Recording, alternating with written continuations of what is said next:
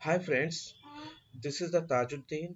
Today we'll learn about freeze, how it works with column and rows. We will see one by one.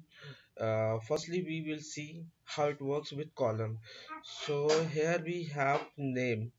uh, you can see this in this row, and we use equal formula into this cell, and we did not use the freeze.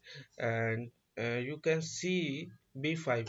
So here if we go in this cell, then you can see c5. It means column is changing when we drag the formula right side. And but if we use here uh, freeze dollar, if you use dollar before the letter, so it means a column is freezed. So you can see column is not changing. Uh, it means column is freezed. Okay, in such a way that we can use the for rows. So here we can use the s6, s7, h8. You can see row is keep changing if you are drag the downside row. So here we use the freeze for rows. You can see the 6, before 6 we use dollar. So that is why it means row is freezed. That is why it is given the value only 1, because we freezed the row. So now one scenario we have, this is the good example for freeze. This is the good example for freeze.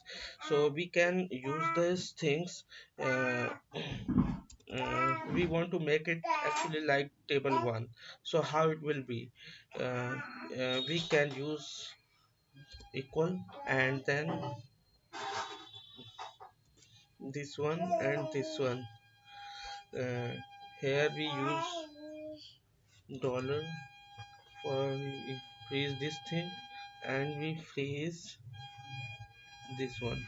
And now we do control R and control D. So we get the result like this. This is the magic of freeze actually. So this is the very most important things. We can use this. And freeze, it was all about the freeze. Friends, if you like this videos, please comment on description box. Thanks for watching this video.